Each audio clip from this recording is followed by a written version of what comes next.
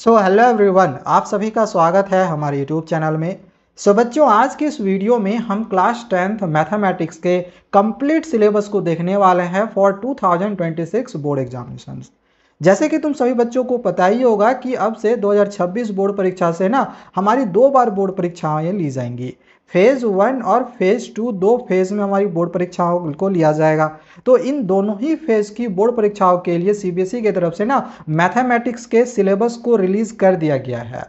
तो अभी मैं तुम्हें मैथमेटिक्स का यहाँ पे कंप्लीट सिलेबस बताने वाला हूँ और सिलेबस के साथ ही साथ मैं तुम्हें ब्लूप्रिंट भी दे दूंगा कि किस चैप्टर से तुम्हारे कितने कितने मार्क्स के क्वेश्चंस आ रहे हैं। इसी के अनुसार तुम तैयारी करना, तुम्हारे एग्जामिनेशंस में इसी के अकॉर्डिंग ही क्वेश्चन जो है वो बनेगा। इससे तुम्हें एग्जामिनेशंस की तैयारी करने में भी बहुत ज़्यादा हेल्प मिलेगा। साथ ही साथ इस चैप्टर से कौन से टॉपिक्स तुम्हें पढ़ने हैं वो भी मैं तुम्हें यहाँ पे अच्छे से समझा दे रहा हूँ। तो वीडियो को लास्ट तक देखते रहना। चलिए वीडियो शुरू करते हैं। देखो, सबसे पहली चीज़ तो ये कि तुम्हारा जो एनसीईआरटी का बुक होगा कुछ इस प्रकार से दिया हुआ रहेगा। तुम्हारा फ्रंट पेज, ये तुम्हारा इंग्लिश मीडियम के लिए फ्रंट पेज है एनसीईआरटी बुक का और ये हिंदी मीडियम का है। अब एनसीईआरटी के अलावे कौन से बुक और तुम्हें लेने चाहिए और कौन से नहीं लेने चाहिए, अगर ये तुम्हें जानना होगा तो कमेंट कर देना। हम किसी दूसरे वीडियो में डिस्कस कर लेंगे कि मैथमेटिक्स के लिए बेस्ट बुक हमारे लिए कौन सा रहता है और एग्जामिनेशंस में कहाँ से क्वेश्चन हमारे बोर्ड परीक्षा में आते हैं। क्योंकि ऑलरेडी हम इधर 10 साल से पढ़ा रहे हैं तो मुझे पता है कि किस बुक से कहाँ से क्वेश्चन तुम्हारा पेपर में पूछा जाता है। ठीक है, कमेंट कर देना, हम किसी अदर वीडियो में तुमको समझा देंगे। ठीक है, तो चलिए सिलेबस हम यहाँ पे जान लेते हैं। देखो, तुम्हारा जो मैथमेटिक्स का सिलेबस है क्लास 10th का, इसमें कुल टोटल तुम्हारे 14 चैप्टर दिए गए हैं, जैसा कि तुम यहाँ पर देख रहे होगे। 9th में आई थिंक 13 चैप्टर हैं और 10th में तुम्हारे 14 चैप्टर हैं। बट एक बात मैं तुम्हें बताऊं कि 9th का 13 चैप्टर और 10th का ये जो 14 चैप्टर है, दोनों में बहुत ज़्यादा अंतर है। 14 चैप्टर है बट सिलेबस देखा जाए ना तो बहुत कम है। तुम इजीली बहुत ही आसानी से और अच्छे से इसको कंप्लीट कर सकते हो। लेकिन इसके लिए इम्पॉर्टेंट क्या होता है कि चैप्टर को समझने के साथ साथ क्वेश्चंस की प्रैक्टिस करना। तो क्वेश्चंस कौन से तुम्हें लगाने हैं ये आगे की वीडियोस में बताऊंगा। ठीक है ना, तो चैनल को सब्सक्राइब करके जरूर रखे रहना। देखो, सबसे पहले तुम्हें ना चैप्टर 1 पढ़ना है जो कि है रियल नंबर्स। ठीक है, अब रियल नंबर से कौन से टॉपिक्स पढ़ने हैं ये आगे मैं तुम्हें बता दूंगा। मैं पहले तुम्हें जो जो चैप्टर्स पढ़ने हैं वो यहाँ पे पहले दिखा दे रहा हूँ। फिर तुम्हें पढ़ना है पोलिनोमियल्स।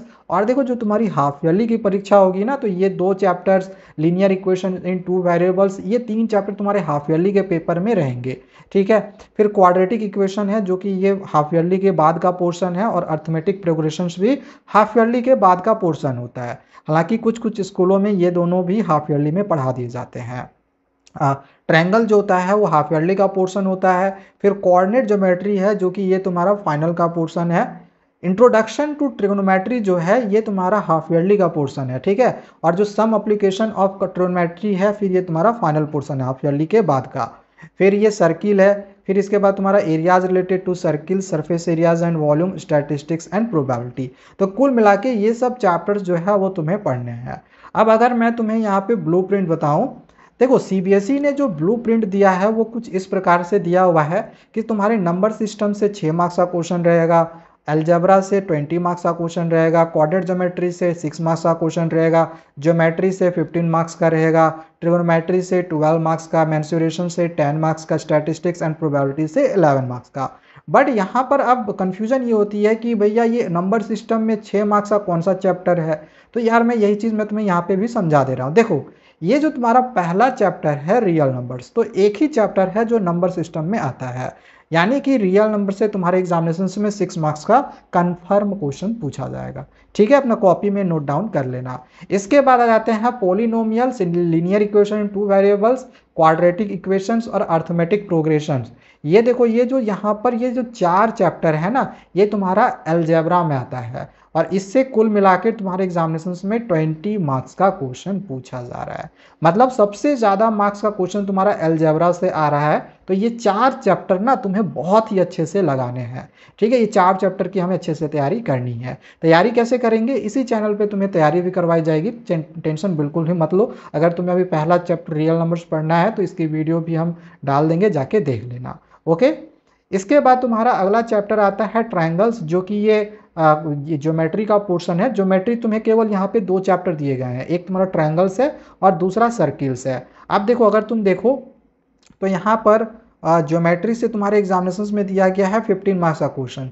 तो इतना तुम मान के चलो कि यहाँ से तुम्हारे एक जो चैप्टर ट्रायंगल्स हो गया, इससे तुम्हारे एग्जामिनेशन में 7 से 8 नंबर का क्वेश्चन आएगा, और सर्किल से, ठीक है, इससे तुम्हारा 7 से 8 नंबर का क्वेश्चन आएगा। यानी 7 नंबर का इसमें से आया तो 8 नंबर का इसमें से आएगा, या फिर 7 नंबर का किसी सेट में इसमें दे दिया तो 8 नंबर का किसी सेट्स में इसमें रहेगा। अलग अलग सेट्स में क्वेश्चन तुम्हारा बनता है, ठीक है। तो ये तुम्हारा ज्योमेट्री का पोर्शन हो गया, समझ में आया। और यहाँ पर ये जो 20 नंबर डिवाइड किया गया था, तो इसमें सब में जो नंबर होता है वो इक्वली डिवाइड रहता है। 5-5 नंबर का तुम मान के चल सकते हो कि सब में से क्वेश्चन आएगा, ठीक है ना। इसके बाद तुम्हारा जो चैप्टर आता है वो है कोऑर्डिनेट ज्योमेट्री। अब यार देखो, कोऑर्डिनेट ज्योमेट्री में केवल एक ही यूनिट आता है, देख लो यहाँ पे, कोऑर्डिनेट ज्योमेट्री में केवल एक ही यूनिट आता है, जिसमें से 6 मार्क्स का क्वेश्चन तुम्हारे एग्जामिनेशन में आएगा।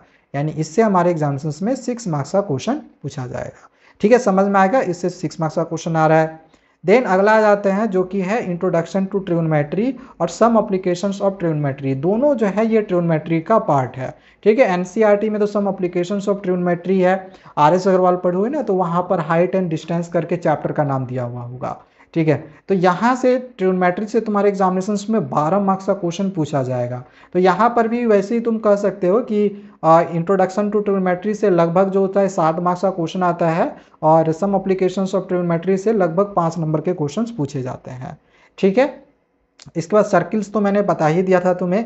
इसके बाद अगला चैप्टर तुम्हारा आता है एरियाज रिलेटेड टू सर्किल्स और सरफेस एरियाज एंड वॉल्यूम्स। अब यार देखो, ये जो दोनों है ना, ये मेंसुरेशन में आता है, और मेंसुरेशन से तुम्हारे एग्जामिनेशन में कितने नंबर का क्वेश्चन पूछा जाएगा, तो 10 मार्क्स का। मतलब कि एरियाज रिलेटेड टू सर्किल्स और सरफेस एरियाज एंड वॉल्यूम से एग्जामिनेशन में 10 मार्क्स का क्वेश्चन पूछा जाएगा। और बाकी स्टैटिस्टिक्स एंड प्रोबेबिलिटी जो ये दोनों चैप्टर बच गया, इन दोनों से मिला के एग्जामिनेशन में 11 मार्क्स का क्वेश्चन पूछा जाएगा। तो वही चीज़ यहाँ पर भी समझ सकते हो कि इसमें से लगभग 6 मार्क्स का क्वेश्चन आएगा, और इसमें से लगभग 5 मार्क्स का क्वेश्चन आएगा। और एरियाज रिलेटेड टू सर्किल से 5 मार्क्स का, और सरफेस एरियाज एंड वॉल्यूम से 5 मार्क्स का आएगा। तो बस यही है जो तुम्हारा ब्लूप्रिंट है। आई होप तुमने कॉपी में नोट डाउन कर लिया होगा, नहीं भी किया होगा ना तो चैनल को सब्सक्राइब करके हमारे साथ बने रहना, और कभी भी जाके फिर हमारे चैनल पे विजिट करके देख लेना इस सिलेबस को एक बार और से, ठीक है। अब चलो मैं यहाँ पे बताता हूँ कि जैसे अगर तुम्हें रियल नंबर पढ़ना है तो रियल नंबर में कौन से टॉपिक्स तुम्हें करने हैं। तो देखो, यहाँ पे मैं तुम्हें टॉपिक्स अच्छे से समझा दे रहा हूँ, एंड इसके बारे में तुम्हें शॉर्ट नोट्स भी यहाँ पे मिल जाएगा, देख सकते हो। तो देखो, रियल नंबर से सबसे पहले तो यहाँ पर एक थ्योरम है जो कि तुम देख सकते हो। एक्चुअली में यहाँ पर एक नहीं, यहाँ पे ये 2 थ्योरम है, ठीक है। ये 2 थ्योरम तुम्हें करना है। फिर एचसीएफ और एलसीएम का ये प्राइम फैक्टराइजेशन मेथड तुम्हें पढ़ना है, और एक पढ़ना है fundamental theorem of arithmetic. And एक बात बताओ, यहाँ से क्वेश्चन 1 नंबर का इस बार एग्जामिनेशन में पूछा गया था। इससे भी यहाँ से 2 नंबर का क्वेश्चन, 1 या 2 नंबर का क्वेश्चन पूछा था।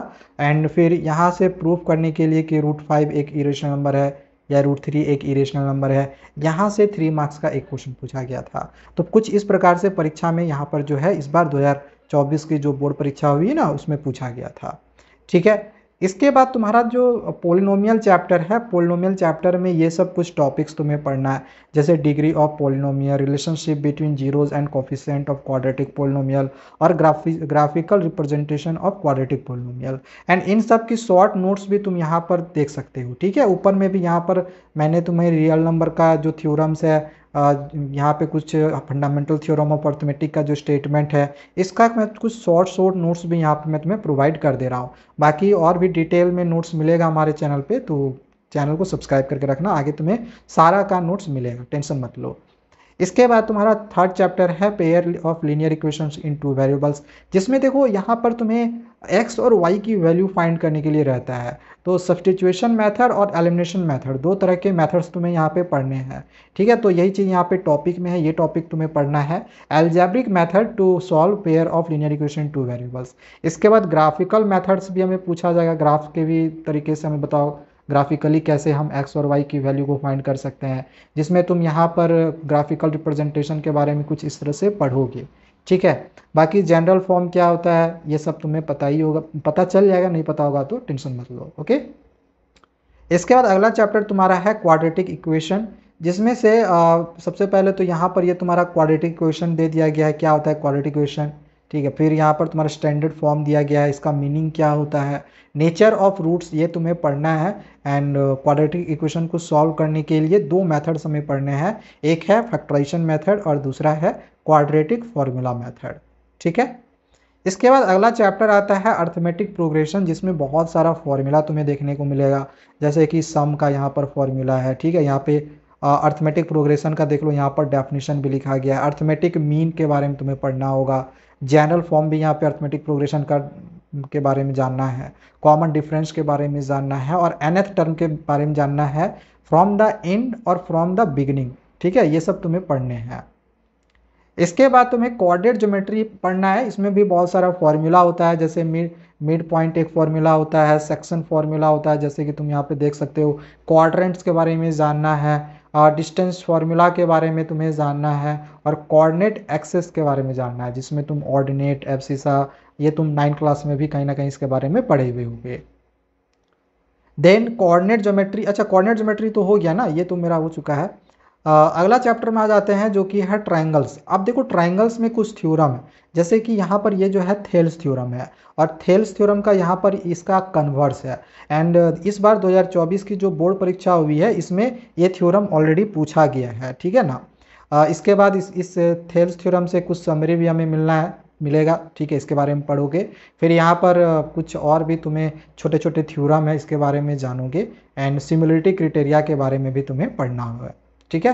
देन अगला चैप्टर में आ जाते हैं जो कि है सर्किल्स। अब यार देखो सर्किल्स में यहाँ पर ये देख लो, यहाँ पर कुछ थ्योरम्स हैं जो कि ये भी तुम्हें पढ़ने हैं, कुछ फैक्ट्स एक्चुअली में ये फैक्ट्स है। फिर टेंजेंट्स को लेकर भी यहाँ पर कुछ चीज़ें पढ़नी है। फिर सर्किल का डेफिनेशन यहाँ पे दे दिया गया है, ये तुम्हें पढ़ना है। थ्योरम देखो दो थ्योरम है। ठीक है। एक थ्योरम तुम्हारा यहाँ पर है और एक यहाँ पर है। ठीक है। तो ये दो थ्योरम भी तुम्हें करने हैं। चलो आगे बढ़ते हैं। अगला जो चैप्टर आ जाता है जो कि है इंट्रोडक्शन टू ट्रिग्नोमेट्री। अब यार देखो ट्रिग्नोमेट्री में बहुत सारा फॉर्मूला है और ये जो पूरा का पूरा चैप्टर है सिर्फ फॉर्मूला बेस्ड है। तो यहाँ पर तुम्हें ट्रिग्नोमेट्रिक आइडेंटिटीज पढ़ना है, रिलेशनशिप बिटवीन द जीरोज पढ़ना है, ट्रिग्नोमेट्री के बारे में जानना है, ट्रिग्नोमेट्रिक रेशियोज के बारे में जानना है और इस टेबल के बारे में भी तुम इस चैप्टर में पढ़ने वाले हो। ठीक है। इसके बाद तुम्हें सम एप्लीकेशंस ऑफ ट्रिग्नोमेट्री, जिसमें RS अग्रवाल में ये चैप्टर हाइट एंड डिस्टेंस करके दिया हुआ होगा। तो यहाँ पे कुछ ये सब एंगल ऑफ एलिवेशन या एंगल ऑफ डिप्रेशन ये सब के बारे में जानोगे। ठीक है ना। इसके बाद तुम डिस्टेंस मेज़र करने के लिए समझोगे या हाइट मेज़र करने के लिए तुम समझोगे कैसे हम डिस्टेंस मेज़र करेंगे या हाइट मेज़र करेंगे, ये सब चीज़ के बारे में यहाँ पे पढ़ने वाले हो। फिर इसके बाद आ जाते हैं जो कि है एरियाज रिलेटेड टू सर्कल्स। अब इसमें क्या है, सबसे पहले तो सर्कल के बारे में तुम जान लोगे, सेक्टर ऑफ सर्किल के बारे में, इसका फॉर्मूला क्या होता है, ये सेगमेंट के बारे में पढ़ोगे। ठीक है। ये सब चीज़ के बारे में तुम यहाँ पर पढ़ने वाले हो। इसके बाद आ जाते हैं जो कि है सरफेस एरियाज एंड वॉल्यूम, जिसमें से ये पूरा फॉर्मूला बेस्ड चैप्टर है। तो इसमें बहुत टाइप के तुम फॉर्मूला को पढ़ोगे, जैसे कोन के बारे में, सिलेंडर के बारे में। ठीक है। ये सब के बारे में पढ़ोगे, क्यूबाइड के बारे में या क्यूब के बारे में, ये सब के बारे में यहाँ पर पढ़ने वाले हो। ठीक है। इसके बाद आ जाते हैं जो कि स्टैटिस्टिक्स है। ये भी तुम्हारा एक फॉर्मूला बेस्ड चैप्टर होता है, जिसमें तुम्हें मीन, मोड, मीडियन, मीन, फिर मोड, फिर मीडियन, ये सब फाइंड करने के लिए तुम सीखोगे।